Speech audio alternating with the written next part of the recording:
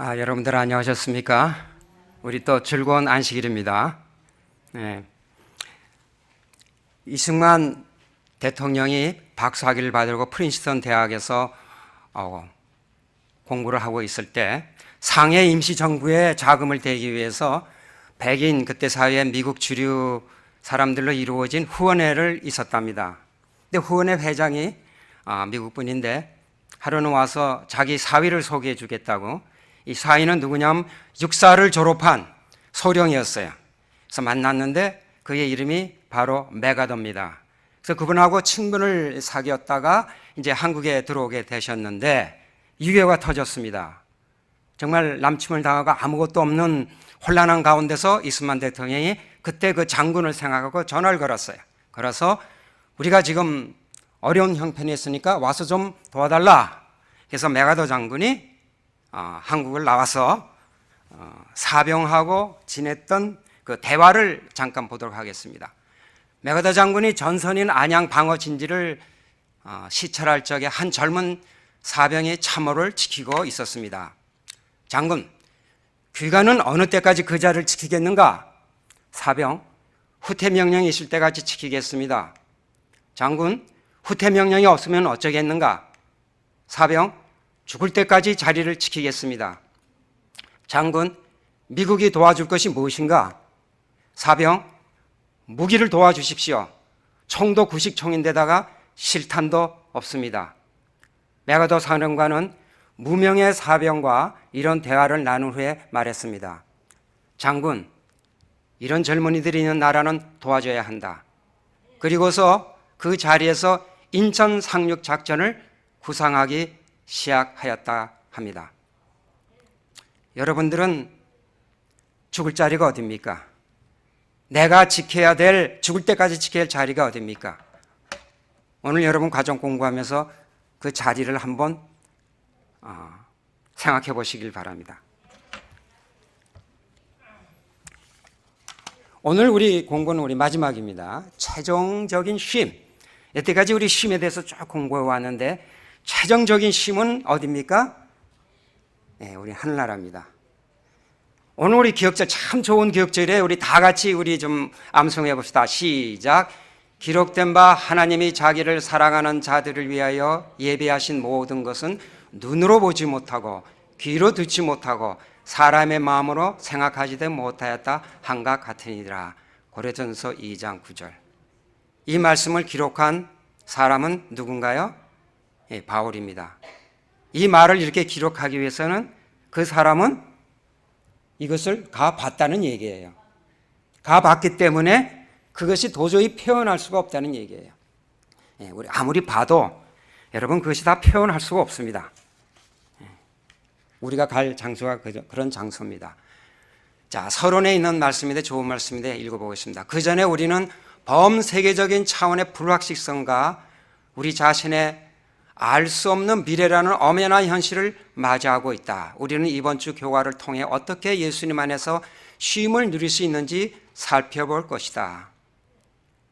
우리에게 주어진 말씀을 분명히 믿는다면 온 세상에 우리가 가진 소망의 이유를 절하며 예수님 안에서 참된 쉼을 누릴 수 있습니다.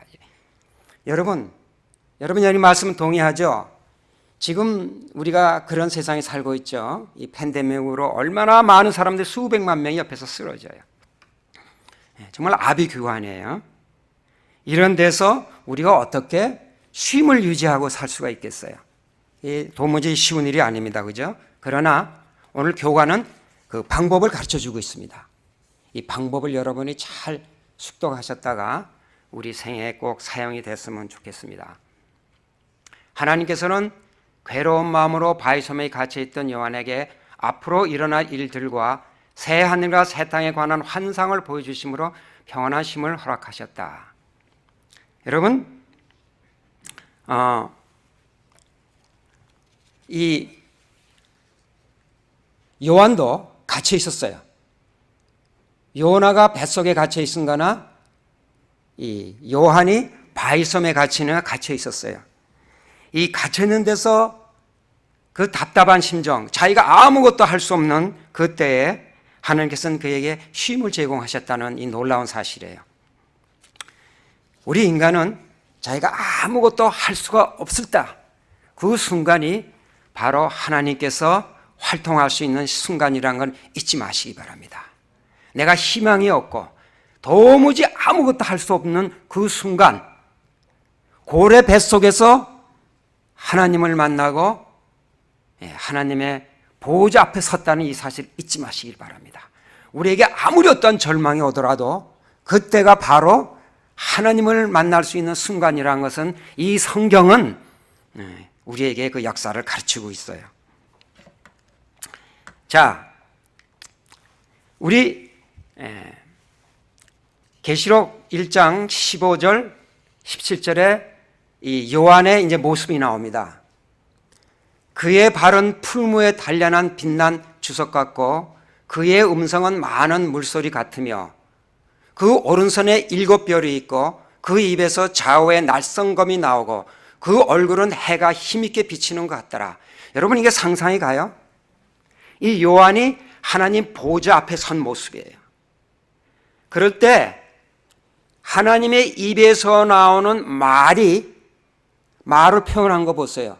뭐 같다 그랬어요? 입에서 낯선 검이 나온다 그랬어요. 여러분, 이거가 겨우 표현할 수 있는, 인간으로서 표현할 수 있는 방법이에요. 그 모양을 표현한 거예요. 내가 볼 때 그 발 앞에 엎드려 죽은 자 같이 되매. 여러분, 지난 과에서 우리가 배웠지만은 하나님 보좌 앞에 선 요한의 모습입니다. 이사야, 우리 바울, 또 그리고 요나, 그리고 욥, 다 환경이 똑같았지만은 그 모습은 엄청난 Mighty God, 하나님 임재 앞에 선 모습입니다. 요한이 바로 그 바위섬에서 하나님을 만난 거예요. 여러분, 이 경험은요, 우리 각자가 다 해야 됩니다. 이 성경에 이 이야기가 나온 거는 그 사람들만 하라는 것이 아니라 우리도 그러한 Mighty God을 경험해야 돼요. 그래야 우리가 진정 내가 누군지를 알게 되고 하나님이 어떠한 분인지 알게 되고 진정한 우리가 겸손한 자가 돼요. 그저까지는 우리가 교만해요. 뭔가 할 수가 있는 것 같고 뭔가 내 힘으로 할 수 있다는 것이 돼요. 그리고 하나님을 우롱해요. 우롱한다는 건 무슨 얘기냐면 하나님이 어떻게 6일 만에 창조해. 이런 건방진 소리가 입에서 나오는 거예요. 건방진 소리. 저는 그 얘기 들으면 화가 나요. 하나님이 모습이 어떠한지 한번 보면요, 감히 그런 얘기를 못합니다. 감히 그런 얘기를 못해요. 우리 인간은 정말 눈으로 보지 못하고 설명할 수가 없는 그 존재 앞에 우리가 한 번은 일생에 한 번 서야 돼요, 여러분. 그러면 참으로 우리가 겸손하게 될 수 있다는 겁니다.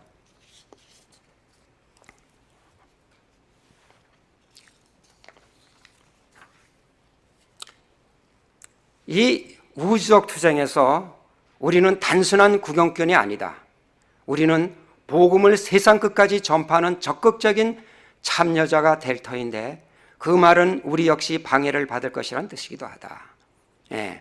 여러분, 이 우주적 투쟁에서 우리가 그냥 구경꾼이 돼서는 안 됩니다. 그 다음 말씀이 좀 더 이제 구체적으로 나오기 때문에 넘어가겠습니다. 자, 마태복음 11장 12절에 이런 말씀이 있습니다. 세례 요한의 때부터 지금까지 하늘나라는 침략을 당하고 있다. 그리고 침략하는 사람이 그 나라를 빼앗는다. 좀 성경적인 같지 않은 말씀이 성경에 있어요. 뭐냐면은 성경은 어떠한 사람이 차지한다? 침략하는 자가. 이게 무슨 얘기예요? 그러니까 가만히 이 구경하는 자에게 성경이 여러분 그런 생각하지도 마세요. 여러분, 이 축구 여러분 좋아하시죠? 이 축구를 이렇게 보면요, 축구 감독의 특성이 있어요. 수비를 주로 하는 감독이 있고 공격을 주로 하는 감독이 있어요. 그렇죠? 근데 수비를 잘해서 이기는 감독도 있어요. 끝까지 수비하다가 기회를 봐서 하나만 탁 집어넣으면 이겨요. 그리고 아무리 집어열래도 못 집어요. 그 수비 잘하는 거예요. 여러분, 제가 거의 매일 제가 이 자연 그 비디오를 제가 거의 봐요. 매일 한 30분씩 그렇게 꼭 보는데 새의 그 모습을 봅니다. 보면서 참 이게 치료가 돼요. 힐링이 돼요. 근데 그 보면요, 이 어미새가 새끼를 보호하고 있어요. 근데 거기를 잘 뜰 수가 없어요. 왜냐하면 뜨는 순간 그 옆에 새, 까마귀 같은 새들이 기다리고 있다가 자기 새끼를 낚아챘기 때문에 함부로 떠나지 못해. 새가, 어미가 그걸 알아요. 근데 품고 있다 보면 새가 자꾸 울어요. 그러면 먹이를 구하러 나갈 수밖에 없어요. 먹이를 구하러 나갔다가 와보니까 자기 새끼가 다 없었어요. 얼마나 당황하는지, 너무 당황하는 그 모습을 보기가 힘들어요. 그래서 우리가 공격하느냐 수비하느냐 이것을 결정하기가 그렇게 쉽지 않아요. 이번에 한때 우리 한국에 70년대 60년대에 그 시골 생활이라는 책자가 나와갖고 많은 사람들이 그거 보고 시골 생활을 살았어요. 시골에 가서 예수님 준비하라고 산 많은 사람들이 우리 주위에도 많았죠. 여러분 잘 아시죠? 우리 역사입니다. 근데 미국에 와보니까 미국에도 많은 미국 분들이 이 도시에 안 살고 주로 어디 살아요? 시골에 많이 살아요. 저 센트럴 캘리포니아 가면 교회들이 1000명씩 모이고 그래요. 예. 근데 지금 여기 우리 도시 샌프란시스코 이 근방에 우리 미국 교회들 가보셨나요? 거의 비었어요. 큰 교회는 좋은데 우리 옆에 있는 마운틴뷰 센트럴 교회 가봐도 교회는 한 1000명이 모이는 자리인데 겨우 100명, 150명, 요새는 그것도 안 되는 것 같아요. 여러분, 이 대도시는 누가 복음을 끝내야 하는지 모르겠습니다. 우리 마운틴 교회도 점점 줄어들고 있어요. 우리 한인들만 상대하던 우리 교회도 이 텅 빈 도시들을 위해서 무엇인가를 해야 되지 않을까요? 텔레반 같이 복음의 폭탄을 몸에 감고 도시 한가운데 가서 자폭을 하든지, 이순신 장군 같이 나에게 12척의 배가 남았나이다 용감하게 전선에 나가서 싸우고 죽든지, 하늘에 가서 예수님이 물어봅니다. 너 샌프란시스코 어디서 살다가 왔어? 예, 아주 유명한 실리콘밸리 샌프란시스코에서 잘 살다가 왔습니다. 한 30년 살다가 왔습니다. 그 도시에 복음을 전했느냐? 하면 무엇이라 대답할지 참 먹먹해집니다. 여러분, 우리가 어떻게 사시려고 합니까? 수비적인 신앙으로 혹은 공격적인 신앙으로 살려고 하십니까? 한 가지 확실한 것은요, 우리 요나서에서 공부한 것 같이 뒤로 빠지는 요나를 하나님은 아수르 니느웨 전선에 투입시킵니다. 그리고 그들도 살리고 요나도 살리셨습니다. 이 마태복음과 같이 성경은 공격을 하는 자가 천국을 차지한다고 우리가 금방 읽었습니다. 다른 말로 하자면은 요나에서와 같이 우리가 선교하지 않으면요, 잘못된 우리의 신앙을 고칠 방법이 없다는 겁니다. 이 선교를 하지 않으면은 우리의 단점이 드러나질 않는다는 거예요. 선교는 선택 사항이 아닙니다. 만약 여러분 재림이 없다고 생각해 보셨어요? 이 숨막히는 세상 아닙니까? 우리 마운틴뷰 교우들은 이 대도시의 복음을 우리가 떠맡아야 된다고 생각을 하셔야 됩니다. 이순신 장군과 같이 구국의 정신으로 살았으면 좋겠습니다.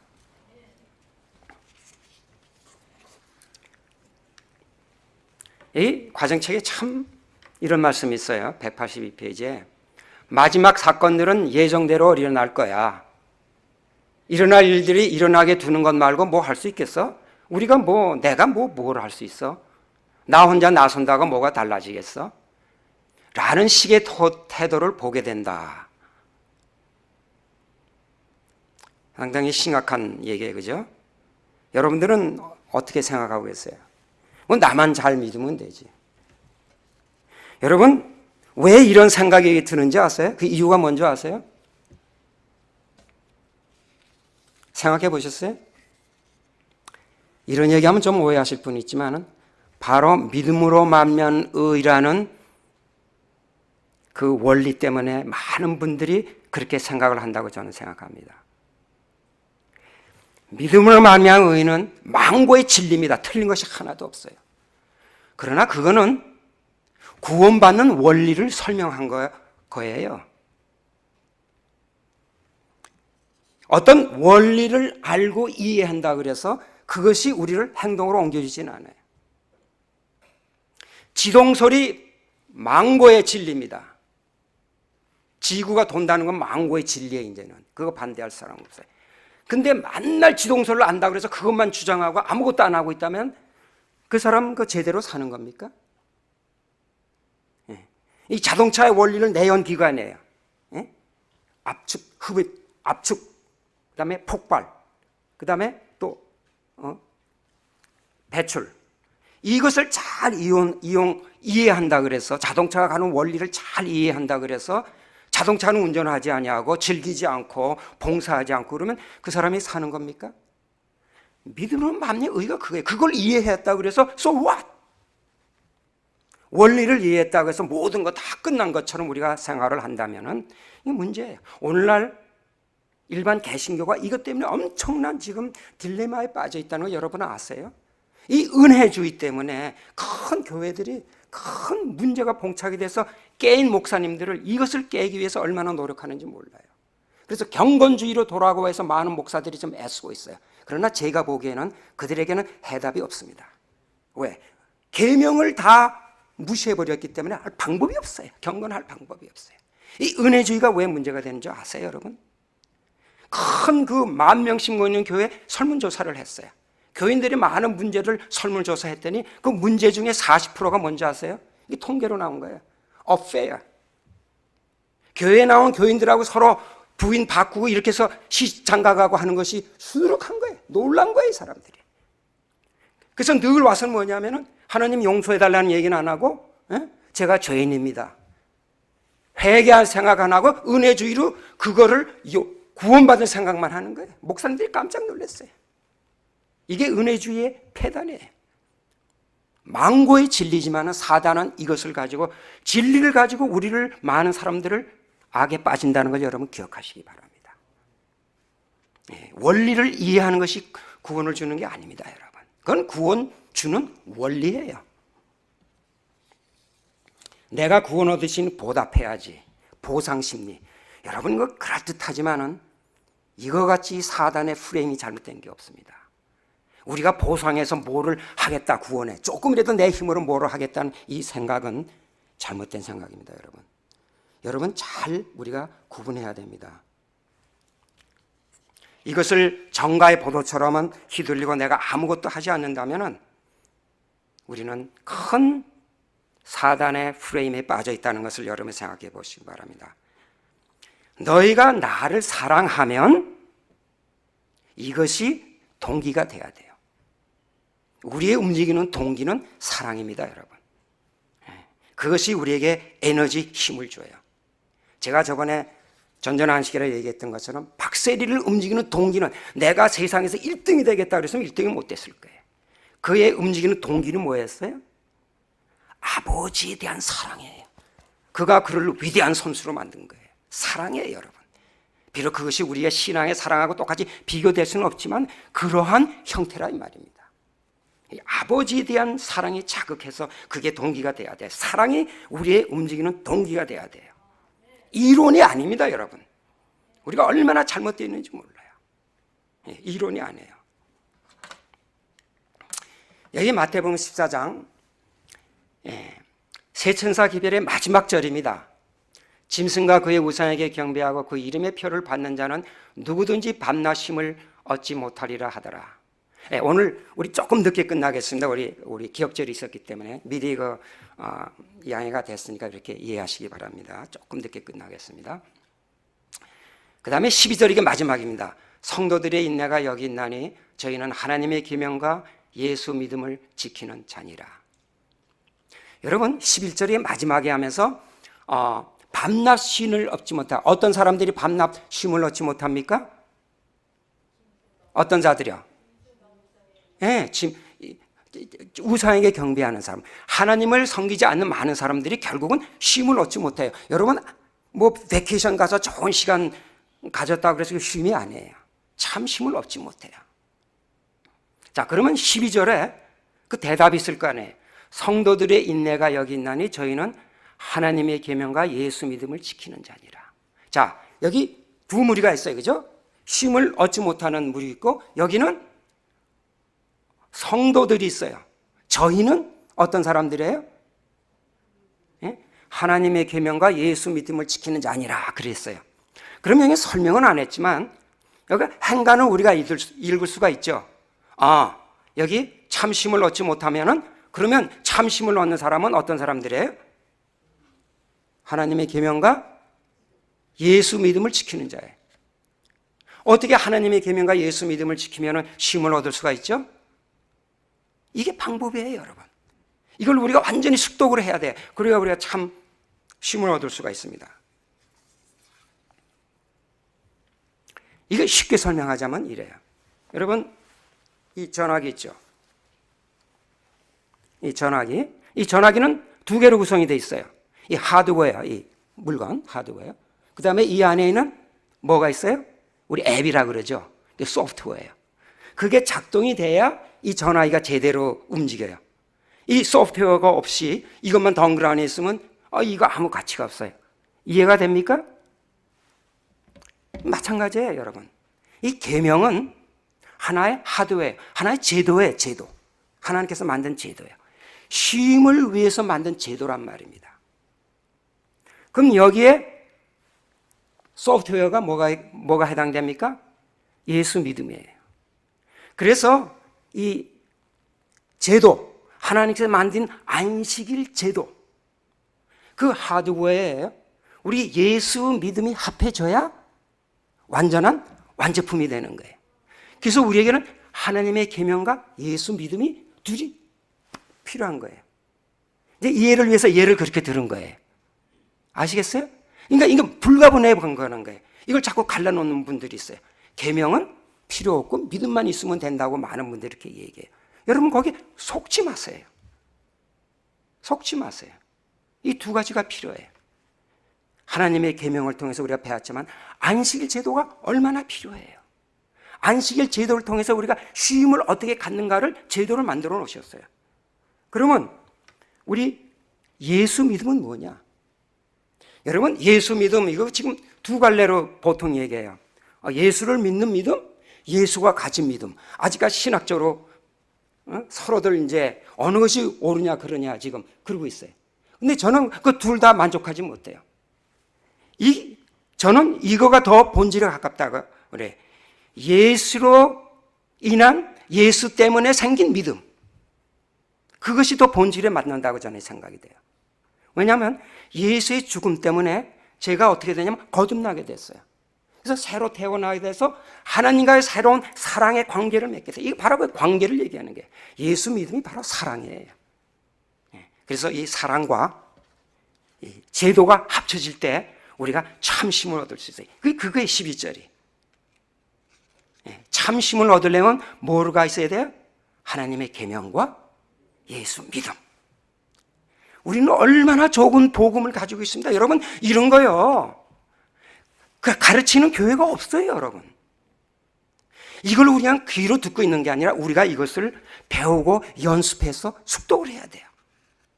그러니까 우리가 어려울 때 우리가 설 수가 있어요. 자, 마지막, 주 안에서 항상 기뻐하라. 내가 다시 말하노니 기뻐하라.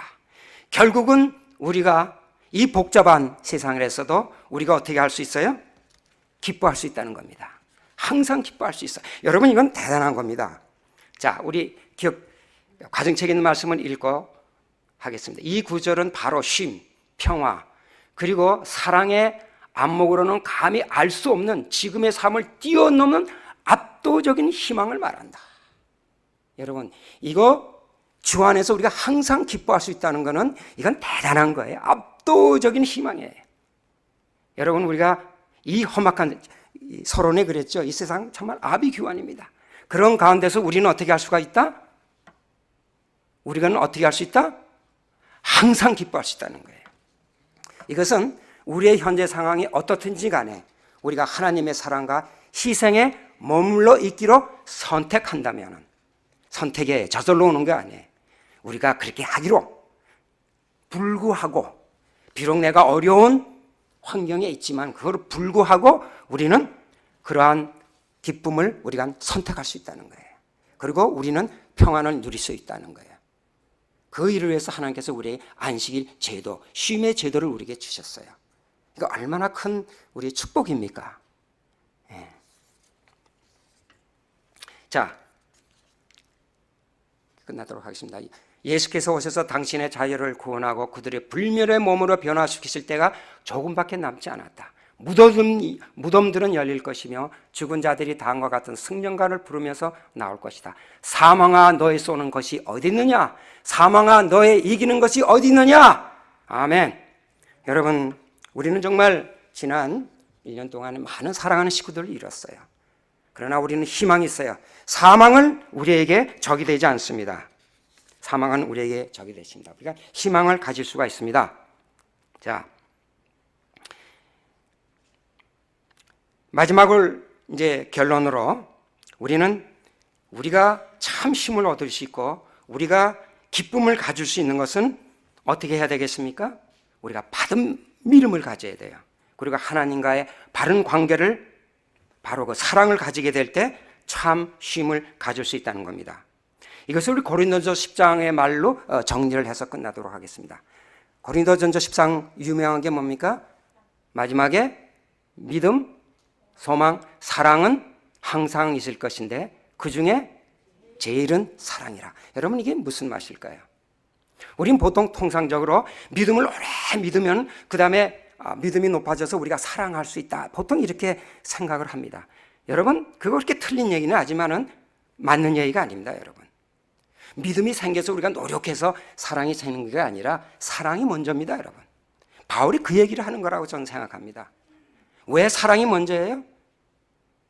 사랑은 우리가 하나님과 관계를 맺는 순간 사랑이 생기는 거예요. 그건 우리가 거듭났기 때문에 생기는 사랑이에요. 그 사랑이 생기고 그래야 우리가 믿을 수가 있어요. 그리고 소망이 있고, 그 다음에 세계 뒤에 오는 게 뭡니까? 참된 쉼입니다. 여러분, 예. 우리가 고린도전서 10장을 이용하자면은 우리에게 사랑이 오고 그 다음에 믿게 되고 소망이 생기면 우리에게 뭐가 옵니까? 참된 쉼이 올 수 있다는 겁니다. 예, 이것으로서 우리 가정부를 마치도록 하겠습니다.